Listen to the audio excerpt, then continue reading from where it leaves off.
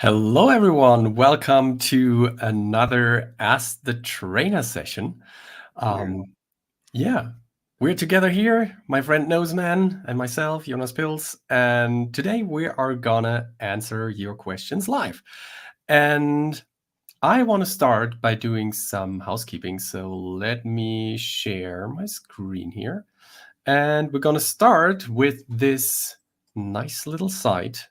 And you can get to this site if you just scan this QR code here with your smartphones, or if you, do you have the link, Noseman? That's, as you can see, we are well prepared. If you could paste it, that would be fantastic. So give me a second. But other than that, you can already scan the QR code here. The cool thing about this site actually is that if we scroll down, there's not only the links to all the great sites that you can find and that we're usually taking care of here in the housekeeping. You can also find this Ask Your Question form, and here you can just define which Maxon software you want to ask about, and then you ask your question and you submit. And this way we can prepare a little bit and so on. But other than that, we have links to a few sites. For example, the Maxon events page, where you can see all the events that are coming up and where we are attending or that we are hosting by our own. These are live streams as well as in-person events like Luna Festival of Lights in Sofia, Bulgaria, for example. And then we also have the Maxon Training Team YouTube channel here. So if you want to catch up with one of the previous shows, also other formats, like, for example, at the moment we have a demystifying post-production month running about the new particle system in Cinema 4D. If you want to catch up here, check it out on the Maxon Training Team YouTube channel. Also, we have quick tips and all sorts of stuff here. It's hundreds of hours worth of training. Also, if you want to learn one of our beautiful softwares, you can go to cineversity.maxon.net. And here you can find Getting Started series for all of our applications and much more. All right. Here we have the certification page. And we have Cinema 4D Pro User certification, Cinema 4D Trainer certification. If you want to learn more about that, just go to, or just open up one of these accordions and go to the certification topics. And on here, you can see what we consider the knowledge you need to become a pro user. It's a long list, but also, if you know all these things, then I think you're pretty good. And more things are going to be added soon. Absolutely. Yeah, we haven't added the particles yet, I think. Yeah. And then there is this one here, the Maxon Ask the Trainer exclusive wear merch store. And we have a coupon code here. So you can enter the site using the beautiful page that I showed you earlier. And then you type in Particle Magic as the passcode. And then you will get to this site here. And you can check out and you'll get one t-shirt for free. You only have to pay for the shipping. All right. And with that being said, we are almost there. But today is a pretty exciting day because we had a release. And this release is a bundle. So as you might know, we had a Maxon One plus Adobe Substance bundle before, but now we extended that, and now there are 3 bundles, 2 new ones and the existing one. So now there's a bundle for Maxon One with Adobe After Effects, one for Maxon One with Adobe Substance, and one Maxon One Adobe Substance plus After Effects. So definitely check these out. They are coming with a really good price. Actually, I checked it, and the price for Maxon One plus After Effects is the same as the one for Maxon One. So this is pretty cool, at least in Europe. All right. So with that being said, we can now move on to questions. And Noseman, do you want to start? So we had some questions coming in using that form. You're using that quite heavily, and we are happy about that. Yeah, let's start with this. Which question do you want to start with? Let's, okay, let me see here. I need to go to my list of questions, and there's tons of stuff here. Oh, okay, let me go to the thing and press the other thing. The thing and press the other thing. Yeah, I'm pressing the other thing. There you go. How to use facial capture on from Maxon moves by Maxon, and so forth. So that's an excellent question. And in order to respond to it, I'm actually going to do this live. I have my iPhone here. I'm going to turn it on. I'm already excited. Yeah. So here's the Maxon app, whatever Maxon moves. I'm going to press the red button. I didn't prepare to do a screen sharing, but trust me, I'm going to press this red button down there, and I'm going to record something. And I'm going to say, this is a response to the question I was asked, blah, blah, blah. Right. I press the red button again. And now I'm going to, the screen here shows my beautiful face, right? Oh, I don't have autofocus on. Yeah, because I want to be professional. So now with this open here, what I'm going to do is share my screen. So let me go to my screen, and let's add our little beautiful faces down there. Now, if you go to the extensions and bring up Moves by Maxon, make sure the announce service to local network is on.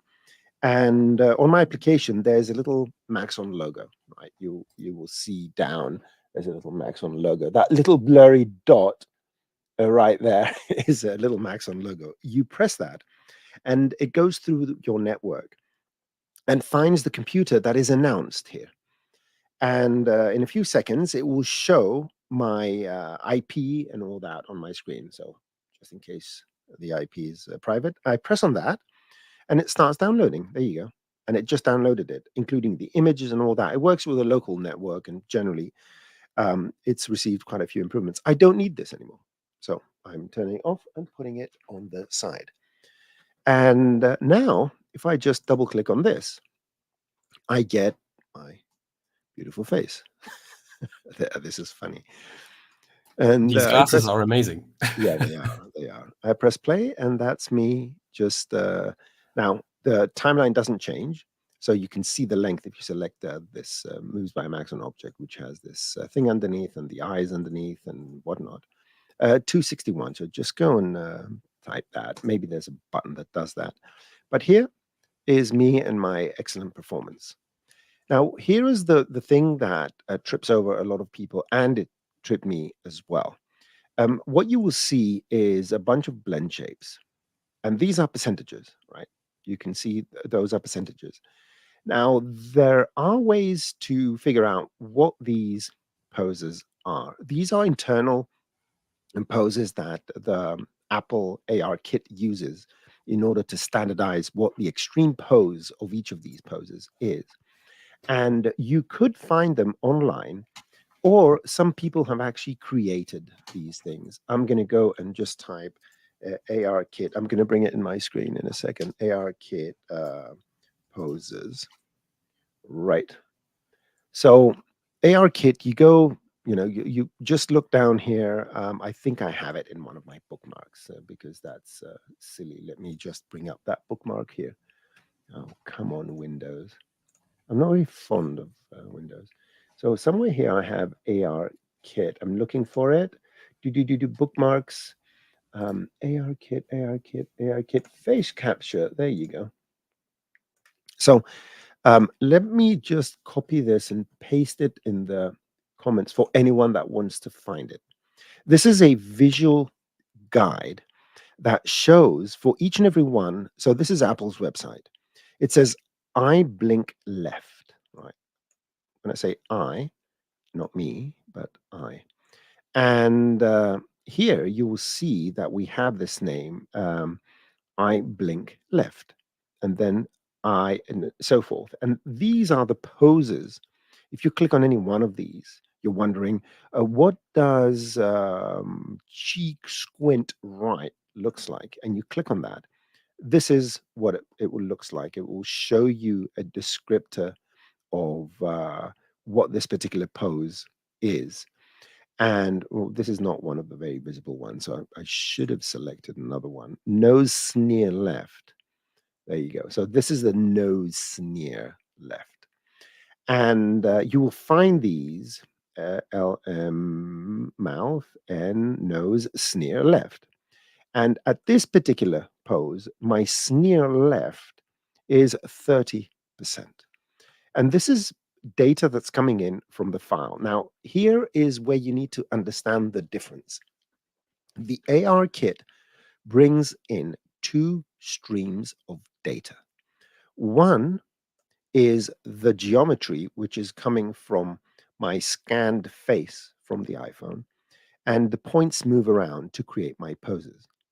The second stream is the pose, each pose, what percentage of these 52 poses or something like that, I think they're 52 blend shapes as they call them, so they're called blend shapes, is the percentage of what combination of these blend shapes create this particular pose.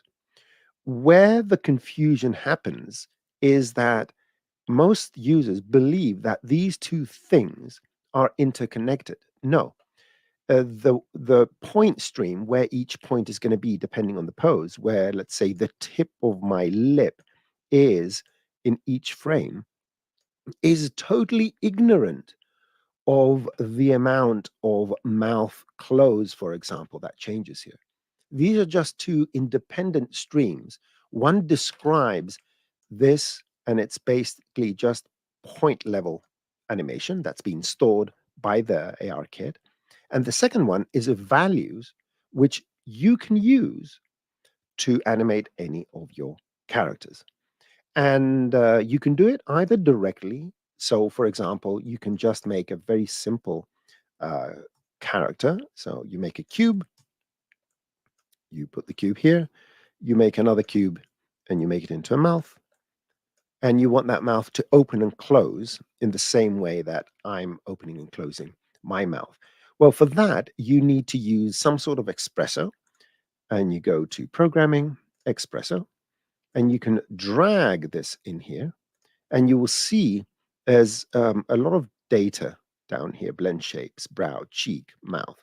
Let's go to the mouth open. So somewhere down here, we should have mouth, mouth, mouth, open, open, open, not close. Where's my mouth open?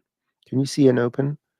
I actually Left. think there is no mouth open. I think there's only a mouth close. So you would have to reverse There's it. an R or something. There must be something. Jaw. Jaw open. There is. So that jaw open value is the value that's going to come from the jaw. And we close everything else. Jaw open. And you will see that as my mouth opens, the value becomes bigger. So 66% here, as opposed to 26% here. So the only thing I have to do is take this cube, go to this cube's, let's say, y axis. Let's drag the y axis in here for this. And of course, use a range mapper to do that, because you can control how much it's going to open and close. So use a range mapper. Let's put the open and the position. And basically, you tell it from 0 to 1, which is 0 to 100%. I want to to remap that value to, let's go -20, and the other one is going to be -7. And there you go. You have a talking character. And by blending these numbers in Espresso, because if you're making a character like this, you would want it to pivot in a different way. Maybe instead of up and down, you want it to rotate. So you're going to set your rotation amounts over here. Maybe you want to combine it with something else.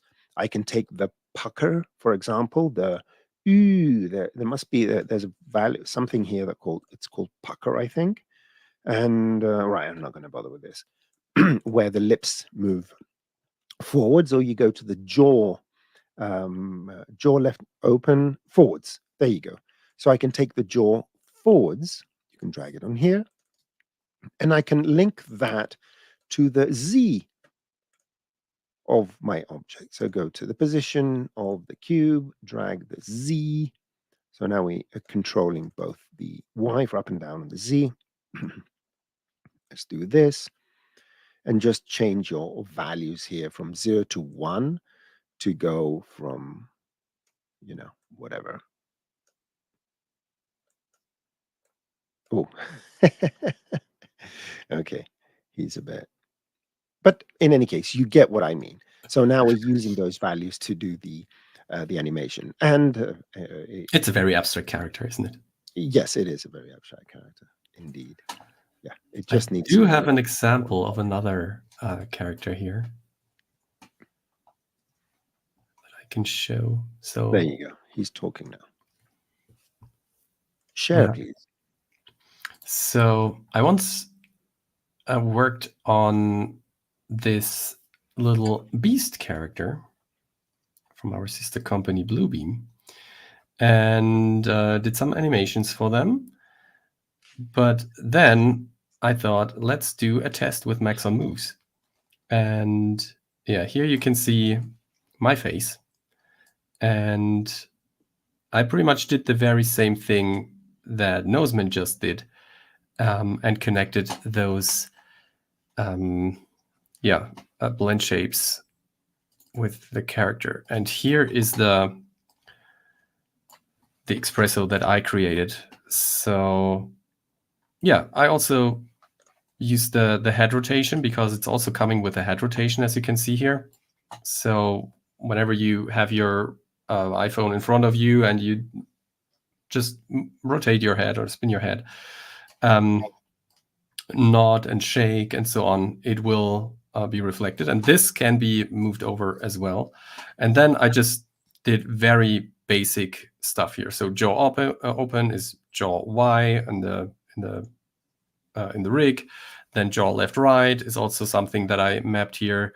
And then yeah, I just did this very basic thing with just a few blend shapes, the one that were matching as close as possible. And this is already helping a lot, as you can see. So yeah, this is so actually I'm just saying, hello, everyone. And this is a yeah. But yeah, so this is, it's a quite cool thing to quickly animate stuff, or at least make block out animation for facial stuff. And sometimes often it's even enough, depending on the project. I mean, this is a very stylized character, and for this character, it totally works. Yeah. All right. I have something that maybe Hashi is going to appreciate. Let me see if this is going to work. I'm just going to bring it in and add the stage. Let me just see. Let me do this. And now when you've got so much space. So this is just an alembic, a baked alembic, but essentially I used exactly that technique. Oh yeah, let me do that again. Hidden lines, where this was a model of a certain sci-fi character, and this is the result of a capture.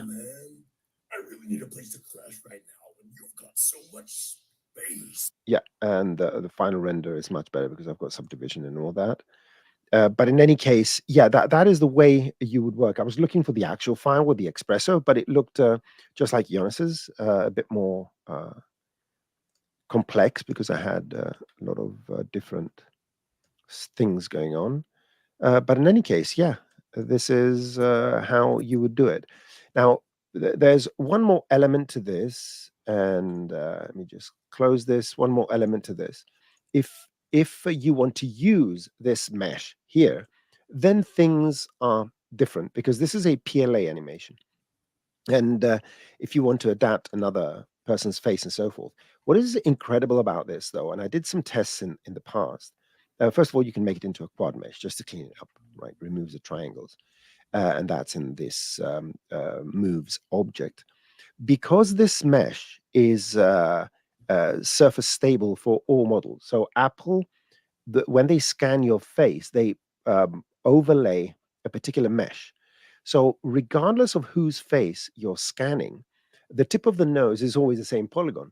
And essentially what you can do with this, you can morph while someone is speaking from your face to their face, providing you have a model of them from the AR kit.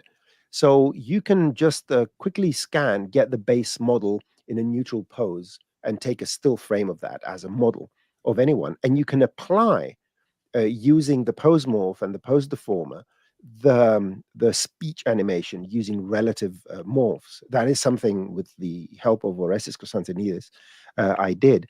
And basically, I was morphing my face into my son's face while we were speaking. We were saying the same thing, because all you need is the relative difference between the original object, and then all the poses are going to match to a great extent. So there's a variety of things you can do with this technology, but you do need to understand what each data stream carries. One is the data that comes with all those extreme poses, and which you can get from Apple's website in terms of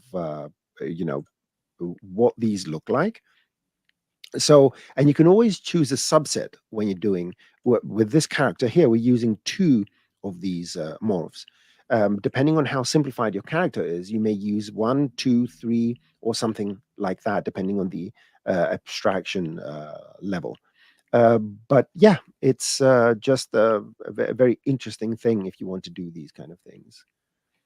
So hopefully that was useful. And as usual, if there are any questions or anything that you would like us to take a look at, you can find us on Twixer, at Noseman GR, that's me, and at Jonas Pilz 3D, that's Jonas Pilz. Very descriptive names. So let's move down the questions, unless you want to jump in, but I've got some questions here. Here's an interesting one, and Yeah, I can do the next one then. Oh, yeah, okay. Pick it up. Take it. Oh, you mean now? Okay. Oh, whatever you want. I can do. Too late. I got it. There you go. You know, you never have to ask me twice, right?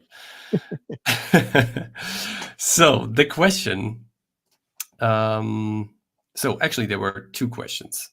There was one: how to quantize value when using mouse in an input field. So let me just create a simple object here. Let's go with a torus.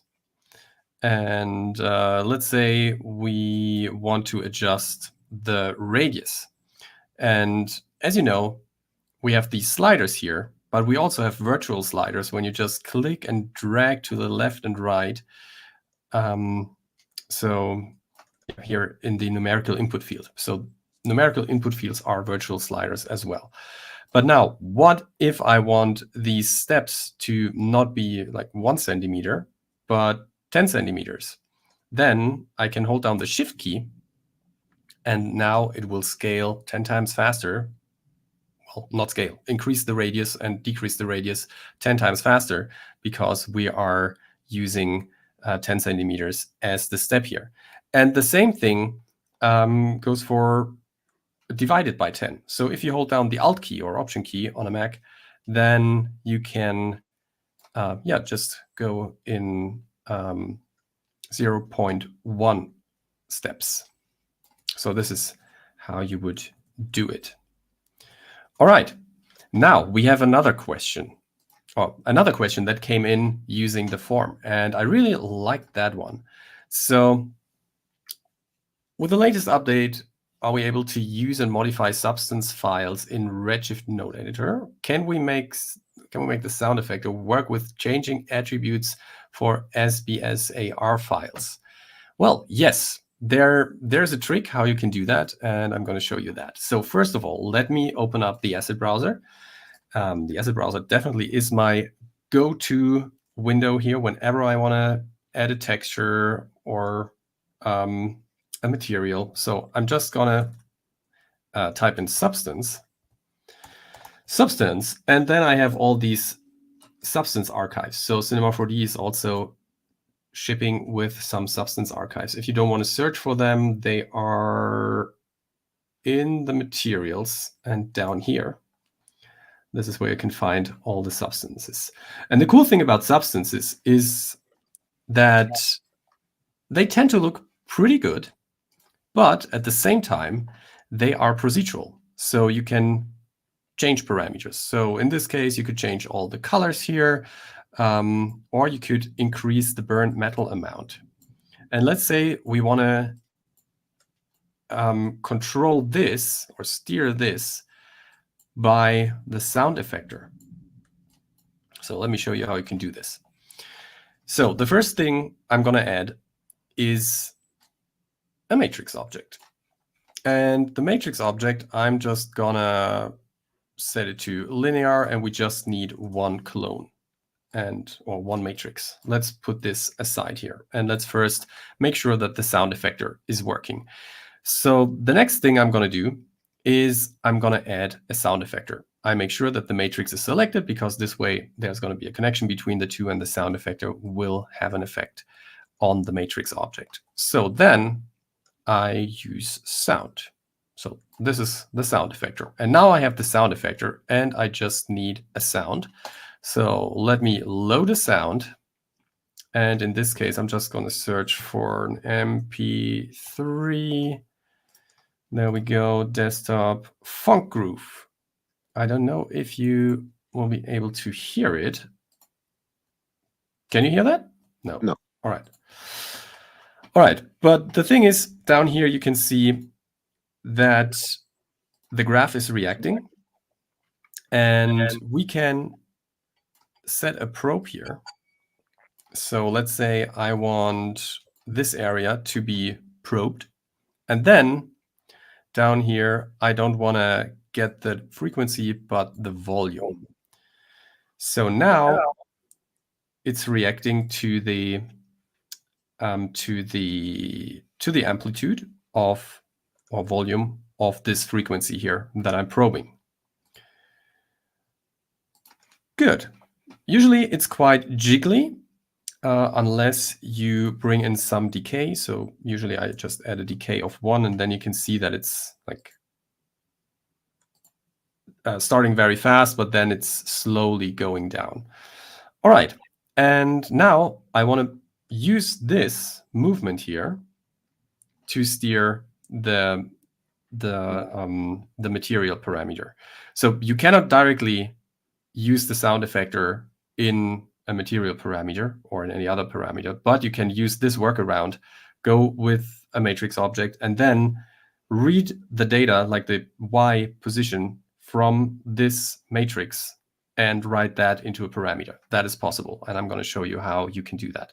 So let me just add any parameter from here to an Espresso tag, and I'm going to do that by setting the driver, and then I'm going to go to the material. And as I said, I want to drive the burnt material amount, and I'm going to set this under expressions to set driven relative. And now I already have a connection, and this connection can be found in here. So what we have,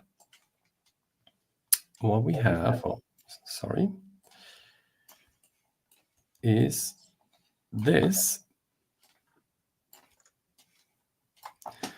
And yeah, now we can have a look at the matrix, and we need to read the data from the clone. Usually clones, well, not usually, always clones are have a number attached to them, so that they are so that they can be identified. It's an ID, a clone ID.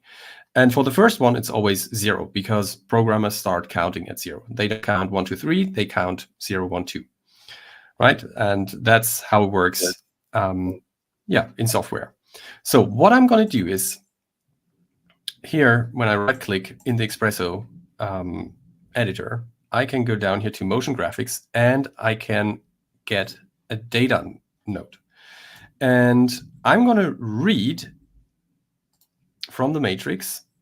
I'm going to read the whole object and going to pipe that into here. And I want to read data from the clone or matrix with the ID 0. That's this one here. And now I can get the count, I can get the local matrix, I can get all these parameters here, but I'm fine with the local matrix. I know that in the sound effector, in the parameters, that the maximum Y value is going to be 50. So I can just read that and work with that. But how can I do that? Because there is a position output, so I can read that. You know that position is X, Y, and Z. So another thing that I need is a vector to real adapter, vector to reals. There we go. And I'm going to input the position, and then I can use the output here, Y, and put that into the range mapper. And now you can see that the material already changed. All right, so let's range map this. The input lower, let me go with 0 for the beginning. And the input upper is going to be 50 because that's the maximum amount that we set in the sound effector. And then the output lower is going to be 0 and the output upper is going to be 1, right? As you can see here in the burnt material, there's a slider that is going from 0 to 1. Now it's driven actually. So yeah, let's have a look here if that's working. Well, it's actually not working. That's interesting. So let me change something here. Could it be a preview thing? It could be a preview thing in theory, but it worked before. So let me, no, I don't want to do this. Okay, so it should work actually. Maybe it's the position. Let me just get a result node. And if that's the case, position. So bets are on. Is it going to change? Yes or no? Bets. Place your bets. All right, it should. Well, oh, now it's doing something. Maybe it just needed. It is a refresh. Needed a second. So right now we created the connection. So it is working. Now we created the connection. Right. If I just go through this, you can see that it's updating, and maybe I'm just gonna adjust the input lower. Let me go from 25 to 50 here as a range. And yeah, you cannot hear the sound now, but you can see that over time is changing. And if I would render this, then you would see that whenever there is a bass drum kick or a snare hit, that it would go to this state, and then it would slowly, because of the decay, go down and fade in this other material until the next loud hit. And the cool thing is you could even drive different parameters with different sound effectors. So if you have like an audio engine that you want to use can create like MIDI sounds, you could export the bass drum on one layer or as one file. You could export the snare drum as another one. You could export the hi-hats or toms as separate things or crash. And then you drive different parameters with them. And then let's say with every snare hit, you would adjust the seed, for example, or the color of the rusty parts here. So there are various ways how you can adjust this. Let me see what we have here. Yeah, we have colors, we have roughness. We could just go with roughness. We can also adjust the luminosity or contrast. Everything can be driven, and that is really cool, especially when you have like multiple tracks that you could use, and so that different parts of a drum kit or another instrument would drive different parameters in your material or on your object, because this can be any parameter. You could use this as well to drive the radius of a torus or whatever, everything. All right, that's actually what I wanted to show. All right, let's go quickly down questions now. So I'm going to change screens. And first of all, let's bring this up. It's from the chat. Can you export Rigi softbody sims as USD, blah, blah, blah, blah. For Omniverse and all that, I do not know. Jonas, do you know if USD supports animation?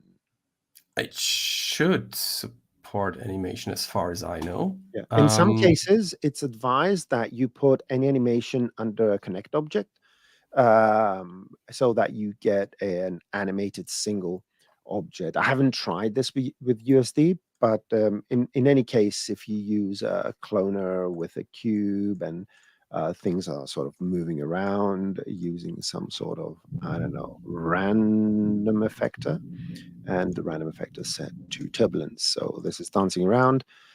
You could take the cloner, you put it under a connect object, make sure that weld is off, and try this configuration, Simon Carey, and tell us if it works. So that will be my advice. And I'm not sure if USD supports animation. I haven't followed the latest USD updates. Jonas?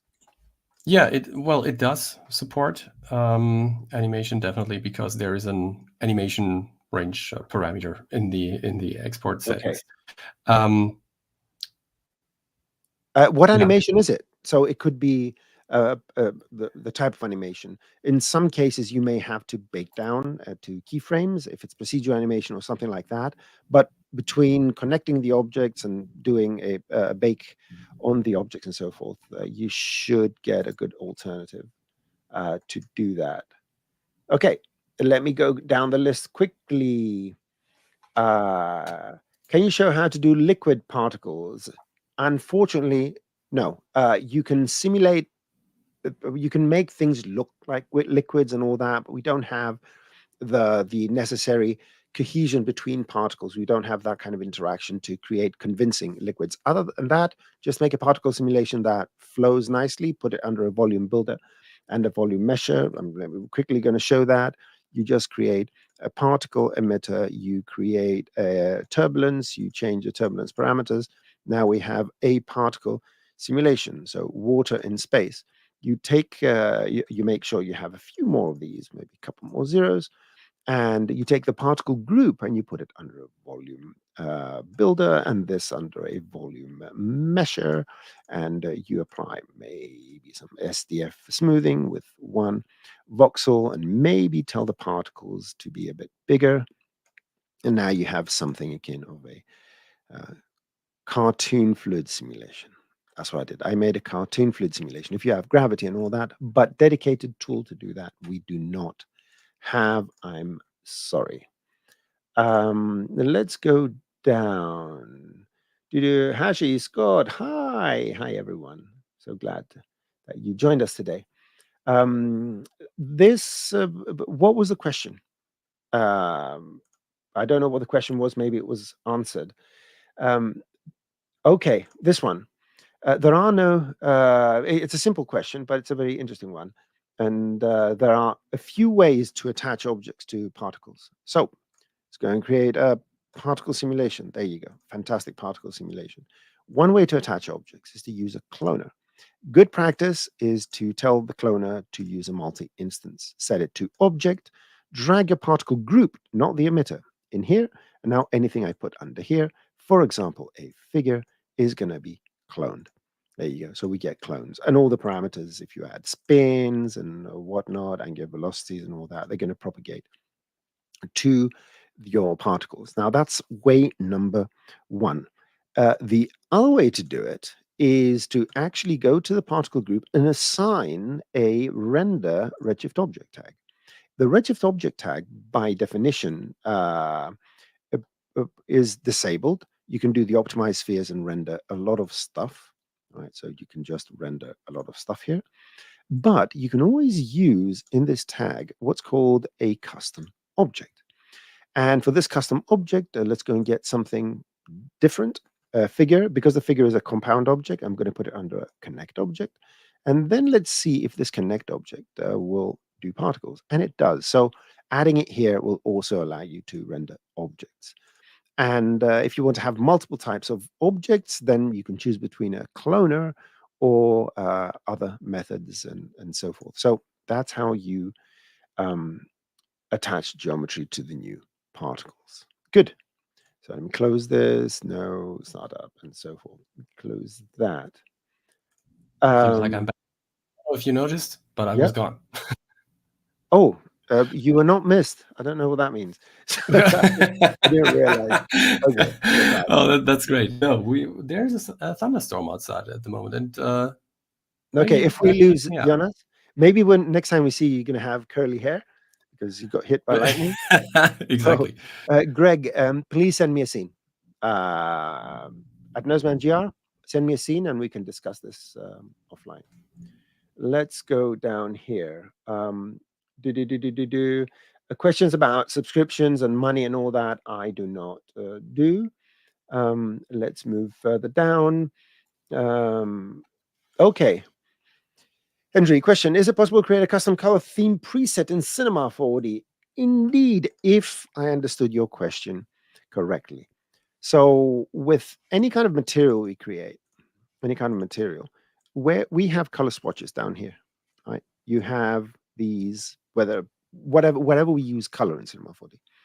And all these buttons are very important. We have a color wheel that can do all sorts of complementary colors and stuff like that. It's absolutely amazing what you can do with this. You can split them 2, 3, custom, control click to add more colors. And yeah, in any case, it's a very interesting way of creating colors. This one over here brings up these palettes. So you can load and save palettes. And you can create your own palettes. You can drag them here. You can add a new empty group and create what you want. And so you can save it. So this is how you can go and create stuff. And I think there was an old Cineversity plugin that will load some swatches and all that. But in any case, this is how you can do that. You create a new group. Always provide meaningful names.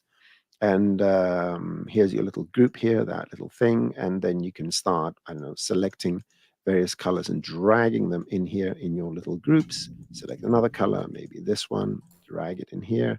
You can drag them in separately if you want, and not a group. So it will add a new group for you and so forth. And then you can take this and save it as a palette and it will become a preset and whatnot. And it's going to be available wherever you have this interface here.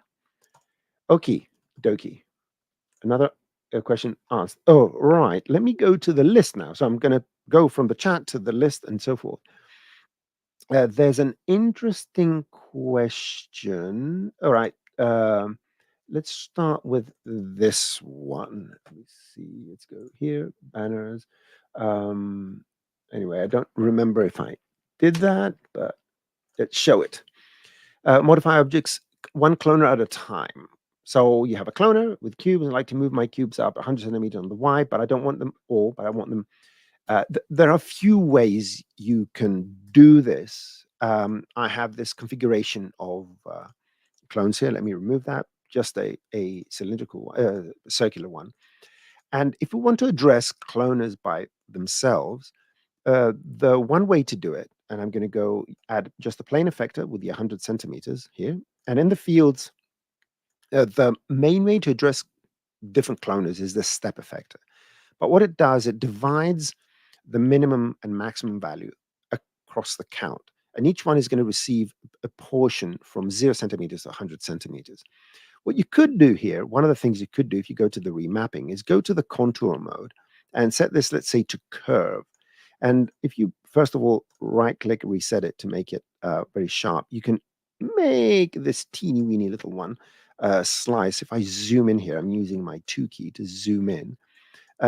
Now, you can actually change that range, and you can put this, you may be off by a bit. You just need to change the value to make it better. So you can do these kind of things here.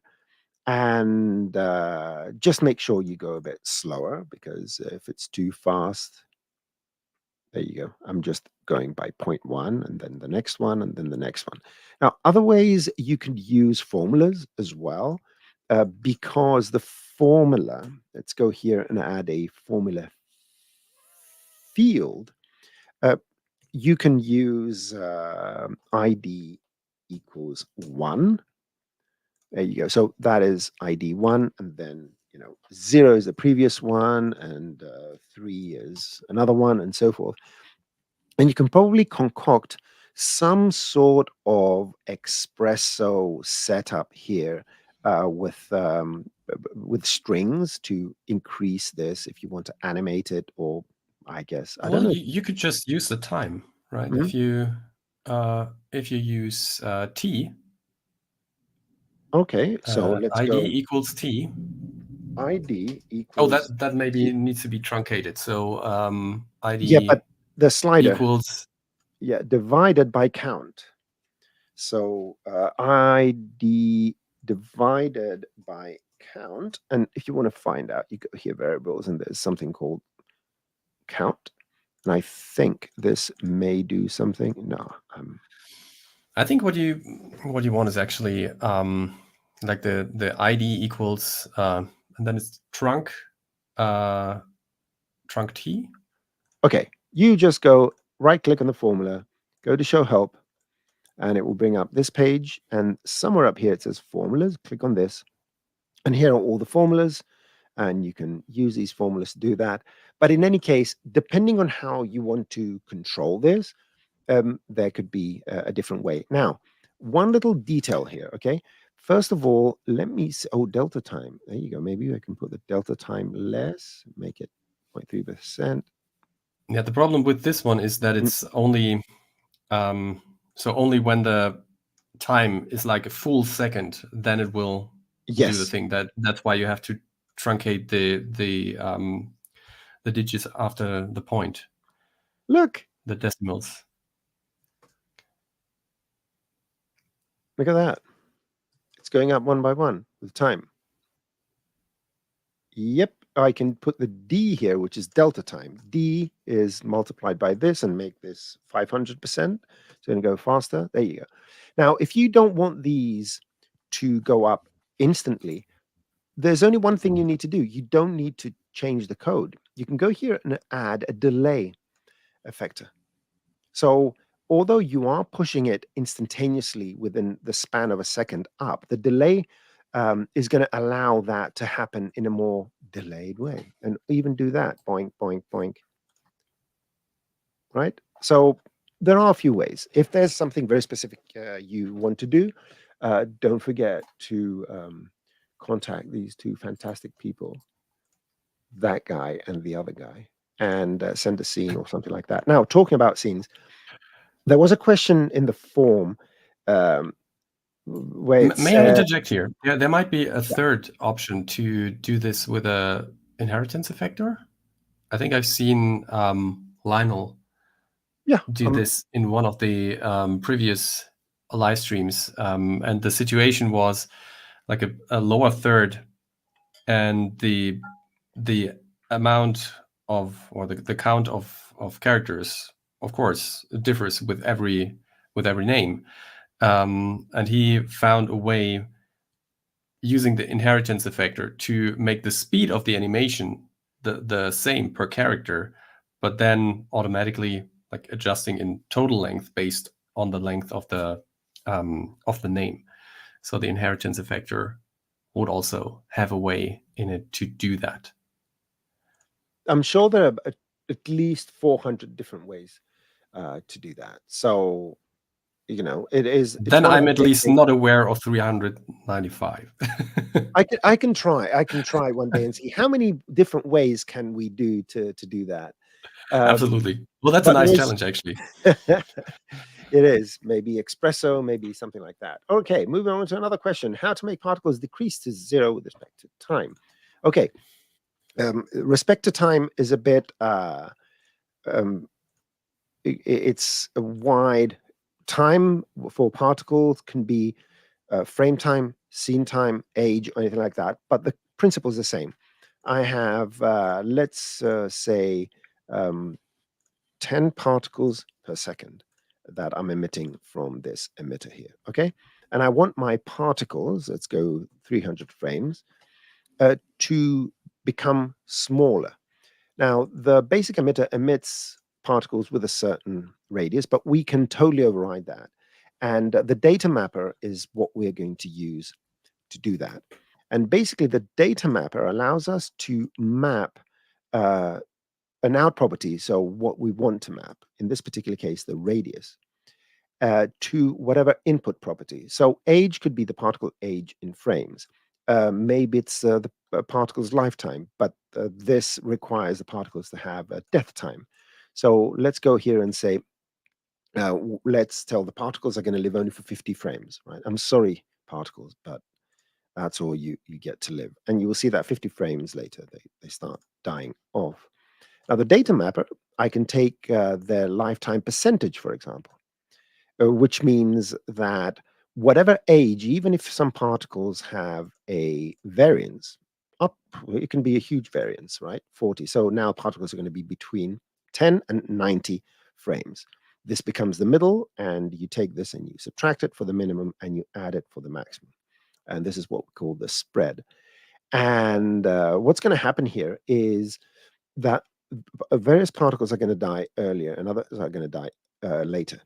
But because I'm testing their age percentage between 0 and 100%, I want to drive the radius from, let's say, 10 centimeters to 0.1 centimeters. And I want it to be linear, so you can just right-click and reset that. Now, let's go here and show the radius. So go to your particle group. And what we're going to see now is huge particles that are getting smaller, but that reduction in size, that scaling happens across their lifetimes.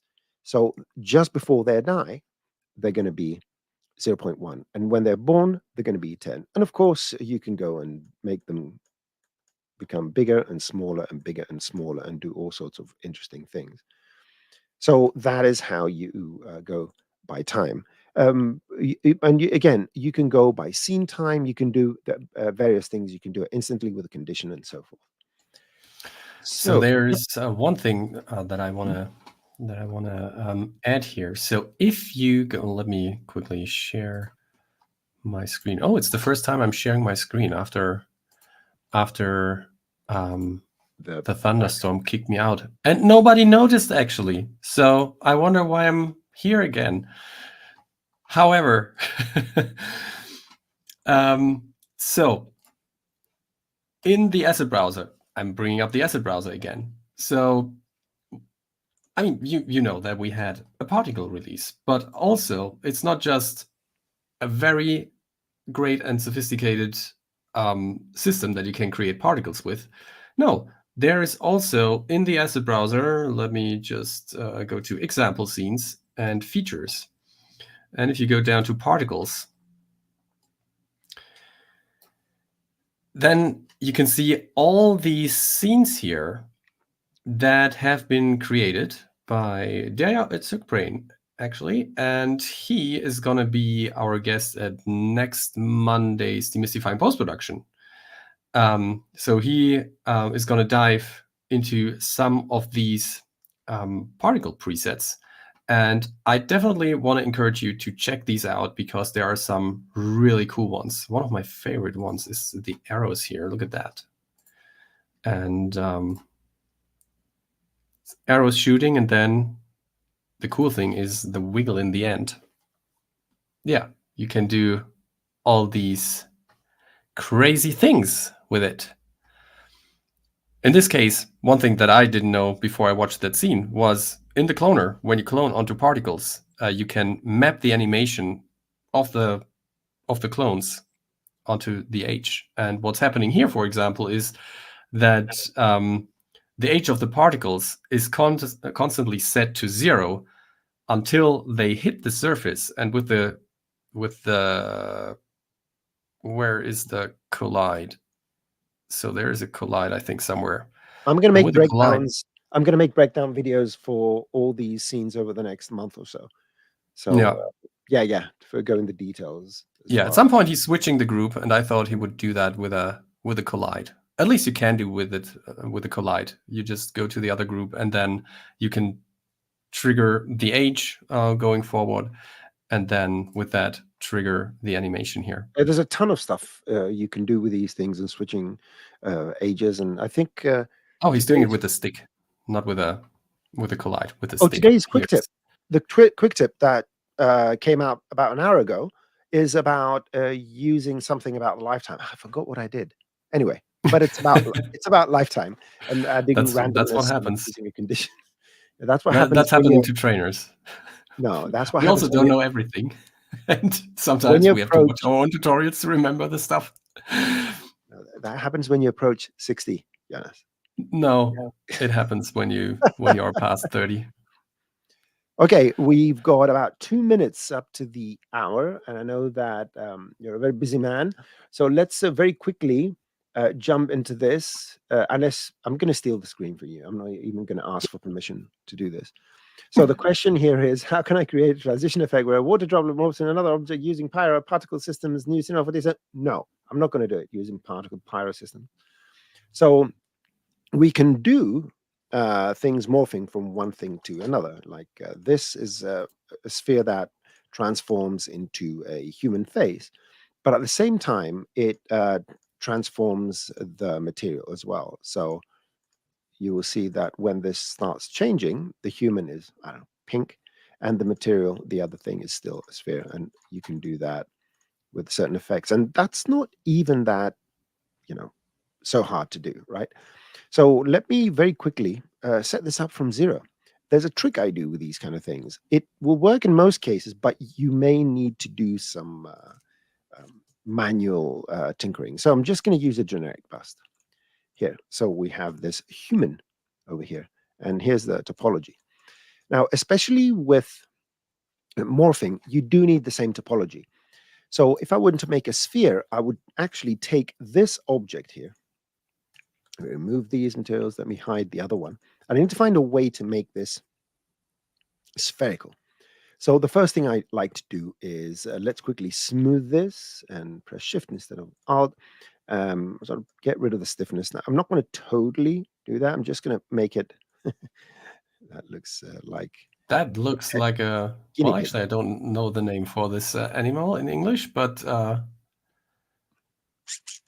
Okay. It looks funny. So then you get a spherify, right? You put it after that. Now make sure the spherify is a bit higher, and you make it 100%, and you make it quite small because this is a very small object here, right? Don't forget that this is a relatively small character, and I can change the radius of the sphere here.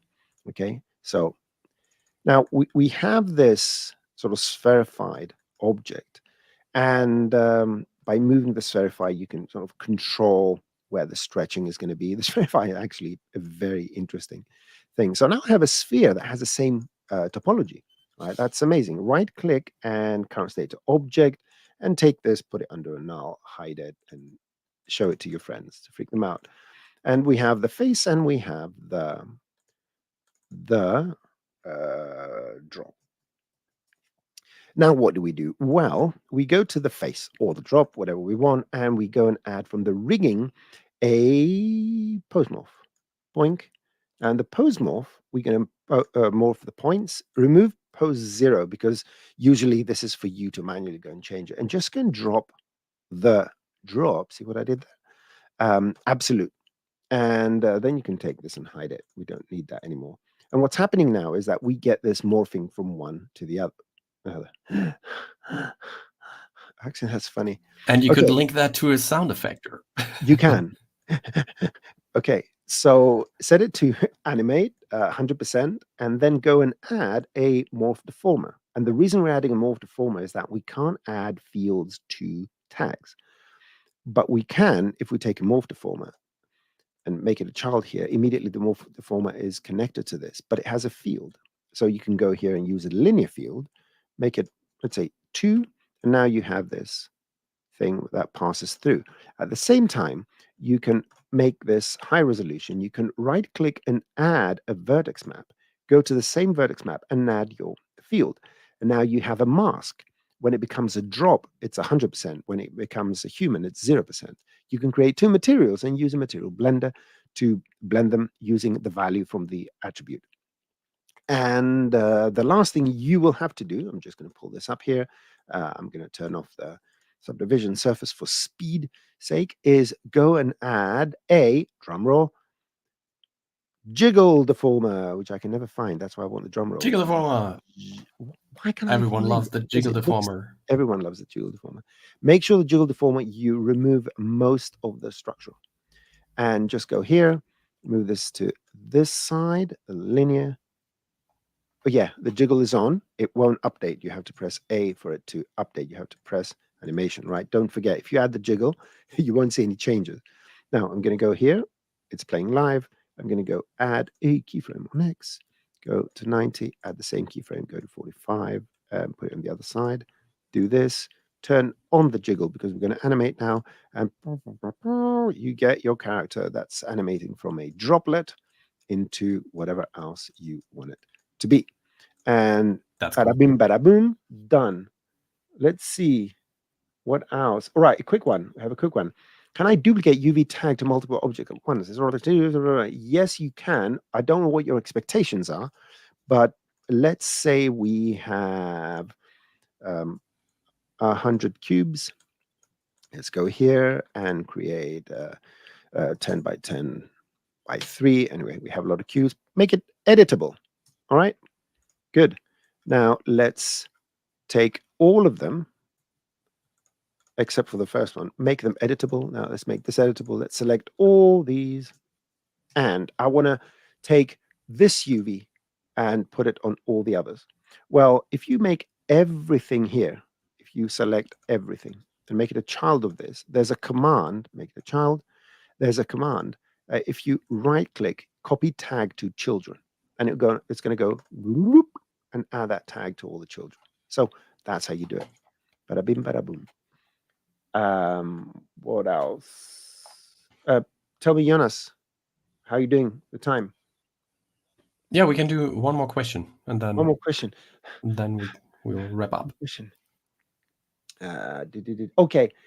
This I'm going to answer it. So the user, hi, the great educator. That is us. I'm trying to make branching with a new particle system, but I'm getting gaps. And because this is not the first time I heard about that, I'm going to address it. Just let's very quickly press the right shortcuts. So I'm going to go to my particle layout. I'm going to create a basic emitter. And in the basic emitter, I'm going to emit a single particle. There you go, a single particle. And from that particle, I want to reproduce. So take the reproduce and let's go here and call this branch. I want to reproduce for that particle, one per particle. I want to scatter one per particle. Good, good, good. Where are we here? Reproduce, and let's rewind and press play. There you go. And it's moving in the exact same direction. So let's go to the reproduce because it's moving 100 centimeters in the same direction. You can't see it. Let's go radial. So now it's going to shoot it in that direction. Good. It's shooting more than one. And let's go to the reproduction. And let's go per particle. Yeah, what I'm going to do here is I'm going to use a time condition. And I'm going to say that pulse start frame 15, duration 1, gap 15. So every 15 frames for one frame, reproduce one particle. Bonk. But not once. Did I click once? Yeah, constant. There you go. Boing, boing, boing, boing. Excellent. So everything works as intended, but there's a little bit of an issue with this. I'm going to create a tracer for the particle group, tracer, and a tracer for the branch group, branch, okay? And you would expect these to emit exactly from that. It doesn't happen. And the reason is that when you are reproducing, you're reproducing from a little sphere that has the emitter's radius. So go to the emitter radius and set this to 0. And let's see what this is going to do and what the other thing is. Right. The other problem is that when the particle gets emitted, so if you emit, right, and let's emit, where is it? Where is it? 15 frames? I'm at 10. Come on. There you go. It's emitted from the offset position of its initial velocity. So what we need to do is emit them static, and the radius is baloney, what I said. That was something wrong as far as I know. Let me see. Let's do this. The particles are still. What am I doing wrong here? Continuous. Why can't I see the other tracer? Have I done something? Reproduce, time condition, once every 15 frames. Oh, I made the basic emitter speed 0. Oh, sorry, the reproduce. That's what happens. So you reproduce them static, and then you go and you add the speed you require. And you can do this by using a math in the branch, and you can assign a velocity speed of 100 centimeters. And because they're already aligned in the right position, they should fire out properly. So the whole thing is that because the particles have that in that first frame they are generated, use that initial velocity. So by the end of the frame, they have already accelerated by that value. They are offset. By emitting them static on your whatever trajectory when you produce them, and then using a math to add that instant velocity. And if for any reason you want to use some sort of turbulence, for example, if you keep the math here in the branch constantly, this will always keep the speed the same. So if I want to add, let's say, some friction, the friction will slow it down, but the math will speed it up. What you can do is just do this and then switch group immediately. And switching groups could be an instantaneous thing you need to do just to give them some initial velocity or something like that. So switch group. So first it's going to accelerate it using the math and setting a speed. Then it's going to switch group. And in the particle group, let's say the final particle group, make sure that your tracer is not the branch, but it's the final. And what else? This group, yeah. And then you can put your, let's say, friction over here. So it's going to slow it down as well. So this should do the same thing. Yeah. And I didn't switch the group to the final. I added both of them, but I didn't do the link. Oh, that's interesting. So yeah, I need to figure out why this happened, because these are reproduced. Oh, yes, of course, because by the time the tracer starts tracing them, they're already moving. I need to think about this for a second. Yeah, not now, but I need to think about this, because that's what's happening here, that it changes the group, and by the time it's in the final, it's already accelerated by 1 frame. Whereas if I do it directly with the branch over here, not the final, then in that particular case, it should. Anyway, I've totally now, yeah, because I've switched group. This is Need another tracer. scatterbrainness. Yeah, this is scatterbrainness. This is going to be a good quick tip. A good quick tip. Absolutely. In any case, I think I'm done for the day. All right. And so am I. So let me wrap up here and take care of the housekeeping. So again, but this time better prepared, let me paste the link to this beautiful little site that is thanking you for joining our live stream. And as I said earlier, we have all these exciting links on there, but also the form where you can ask your question. So during the stream, you can do that in the chat. But if a question is coming up and you feel like, oh, now there's no stream, so I have to write it down somewhere, this is a great place to write it down, because then we would already have it and can answer it in one of the next streams. And there's even an easy way to get to that page. If I show you this QR code here, you can just scan that using your mobile devices and then enter your question there. You can have it with you on the train, and whenever you think like, oh, now I'm on the train, it's boring. Oh, no, it's not. I'm thinking about Cinema 4D or ZBrush or Red Giant or Forger or, any of the tools you use and love, then, well, in case they are Maxon tools, then write down your question there. So, cool. I'm going to hide that now. Let me show you the Maxon events page again. This is the place where you can find all the events that we are attending and that we are hosting. So here you can already see the next Ask the Trainer is going to be on May the 23rd with Noseman only. And there are a lot of other streams going on, like the Particles series that we have going on Mondays at the moment.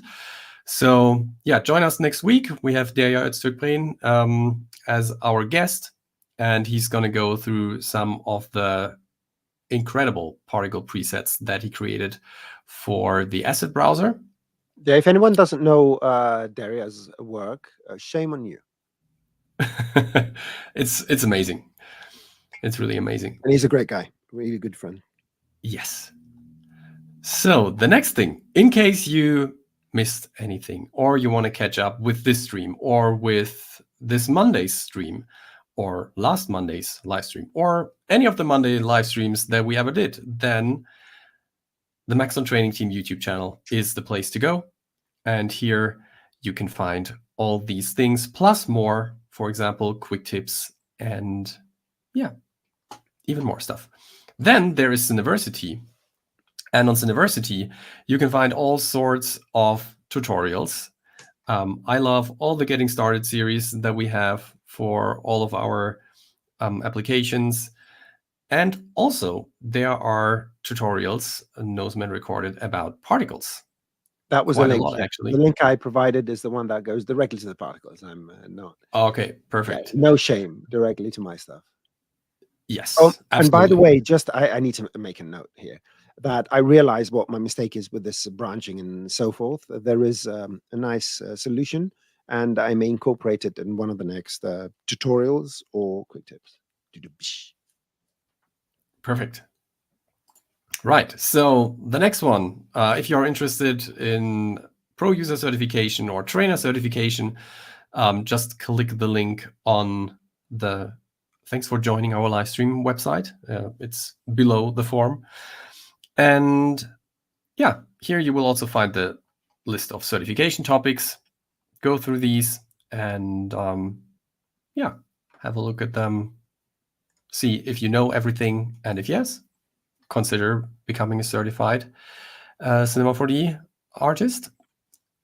And the last thing I wanted to show, well, almost the last thing I wanted to show, is the Maxon Ask the Trainer exclusive wear store. Again, we have this nice code here, Particle Magic, and Noseman is making it flash. Yeah, it's a billboard. Particle Magic.